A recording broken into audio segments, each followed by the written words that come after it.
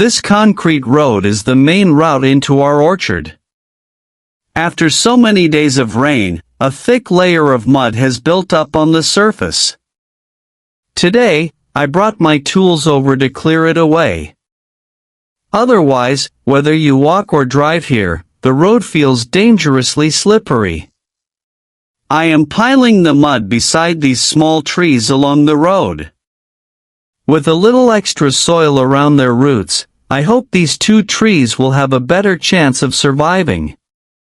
An older man drove past while I was working.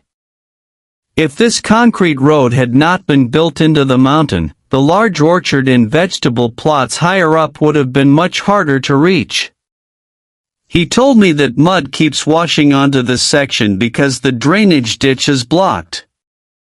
I think the slope and angle of the road may also have something to do with it. Either way, the first thing to do is clean everything up. Shoveling this mud is tiring work. In places where the soil is packed down and full of weeds, I have to dig out the roots as well. Once the sides are cleared, rainwater should flow away instead of running into the older man's vegetable plot. The nearest water source is too far away. Otherwise, I would wash the entire road after scraping it. Right now, it is so dirty that you can hardly tell there is concrete underneath. I checked the weather forecast this morning. Rain is expected again soon. I have removed most of the thick mud, and the next heavy shower should rinse away what is left. If one storm is not enough, two should do it. After clearing the road, I started looking for the drainage ditch. It runs along the edge of the mountain, close to the road. There used to be a ditch here, but the soil is so deep and the weeds are so thick that it has almost disappeared. Even if water can still pass through, no one has maintained it for a long time. I am going to dig out the whole channel and see what happens the next time it rains. If mud stops collecting on the concrete, then the blocked ditch was the real problem. From then on, regular cleaning should be enough to keep the road in good condition. Here is a small hole made by some kind of animal. I do not know what lives in it, but it has pushed quite a bit of loose soil into the drainage channel. I cleared that out too. Now all I can do is wait for the next rain and check the results. Yesterday, I finished clearing the mud from the road. Last night, we finally had a moderate shower. I came back early this morning to see what happened. The road surface is still clean, and there is no fresh mud covering it. If the problem returns after heavier rain, I will come back and improve the drainage ditch again. There is also a small stream in our orchard. Water has been flowing through it for many years, and the vegetation on both banks has grown very tall. Today, I am clearing the weeds because I want to build a small dam here and use the water to raise a few fish. After cutting away most of the plants, you can finally see the concrete channel underneath. The concrete road I just cleaned is above us, and the orchard on the other side of the channel also belongs to my family. I will build the first section of the dam here. Later, if it works well, I can improve the upstream channel too. For now, everything has to be carried in by hand. I estimated the amount of water flowing through the stream and bought a 20-centimeter PVC pipe. The pipe will sit near the bottom of the dam and carry water through it. These two peach trees beside the stream have to be removed. They are right on the water's edge, at the bottom of the slope, and neither one is growing very well. Once the dam fills with water, their roots would probably rot. Cutting them down will also give me more room to move materials back and forth. I want the water level to be a little higher, so I am digging mud from inside the pond and using it to build up the dam. The stream looks small, but the flow is stronger than I expected. After installing the large PVC pipe, however, it seems capable of handling the water under normal conditions. Yesterday, I spent the whole day building the earth dam. Today, I brought waterproof fabric and another section of pipe to test the water level. It is still a little too low, and there are many leaves floating on the surface. I need to adjust the pipe, drain the pond, and raise the dam again. After releasing all the water, I removed the waterproof sheet and continued adding soil to the top. Dark clouds are already moving in. I am worried that rain could wash the soft mud away and cause the dam to collapse, so I found some branches and small pieces of wood to reinforce it.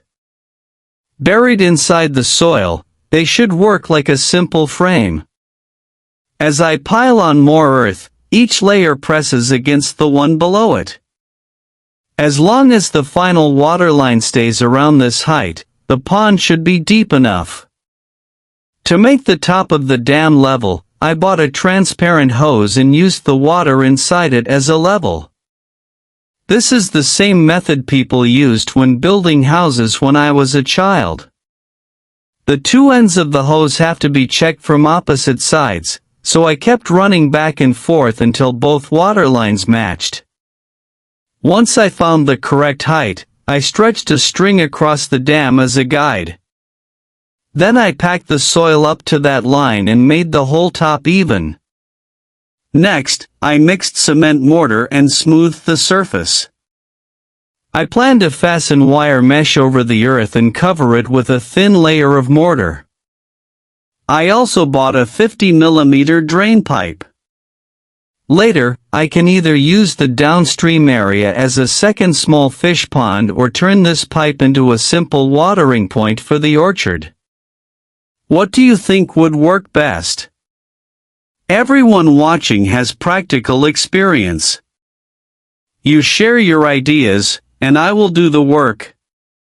So, this is the plan: build a small dam across the stream, store water during the dry season, and raise a few native stream fish. The main body of the dam is made from soil dug right here in the orchard. Many people in the comments said that one heavy storm would wash the whole thing away. That is a fair concern, so today I am going to reinforce it properly. First, I mixed a batch of cement paste. I used an old waterproof sheet to cover the soil and brushed the cement over it.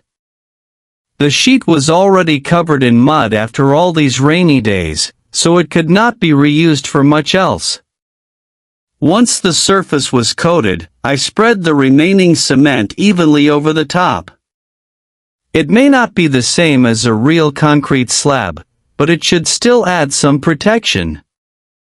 I covered everything with plastic in case another shower arrived. Yesterday, I had already collected a large pile of stones from the stream for the next stage of reinforcement.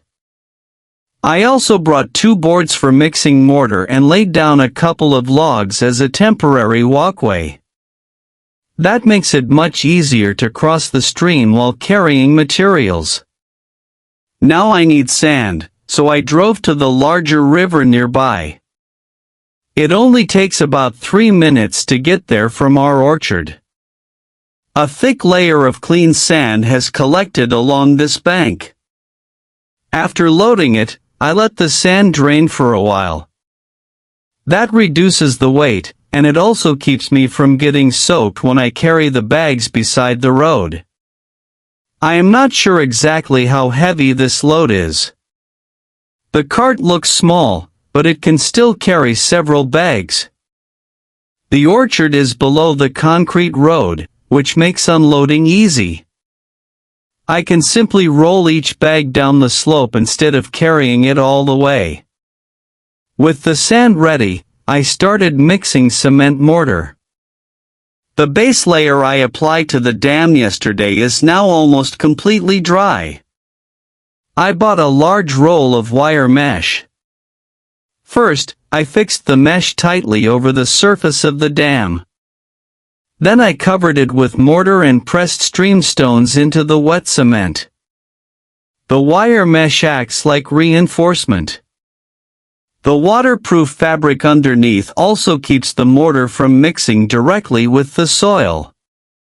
Together, these layers should make the little dam much stronger and more durable. I left an overflow outlet where the original stream channel used to be. When the pond reaches the full water level, the extra water will leave through this opening. Later, I may need to install a screen, otherwise the fish could swim out through the overflow. The mortar between the stones needs to be thick enough to cover the wire completely. Once it hardens outdoors, the surface should become one solid shell. The stream stones add strength too, and they make the dam look much more natural. The inside is nearly finished. The weather is still holding, so I am going to collect a few more stones before the rain returns. Once the final section is covered and cured, we can fill the pond again and see whether this homemade stream dam can stand up to the next storm.